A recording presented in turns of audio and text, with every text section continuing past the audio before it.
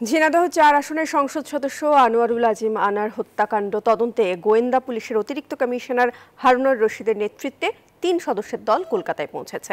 বিমানবন্দরে নেমে গণমাধ্যম কর্মীদের মুখোমুখি হন গোয়েন্দা পুলিশের অতিরিক্ত কমিশনার হারুনুর রশিদ। জানান, শাহিন এই হত্যার মাস্টারমাইন্ড বলে নিশ্চিত হয়েছে কলকাতা ও ঢাকার গোয়েন্দারা। তাকে দেশে ফিরিয়ে আনতে কলকাতা পুলিশের সহায়তায় ইন্টারপোলে আবেদন করা হবে বলেও জানান তিনি। এছাড়া ঘটনাস্থান পরিদর্শন সহ এমপি আনারের মৃতদেহ খুঁজতে কলকাতা পুলিশের সাথে কাজ করবেন বলে জানিয়েছেন হারুন।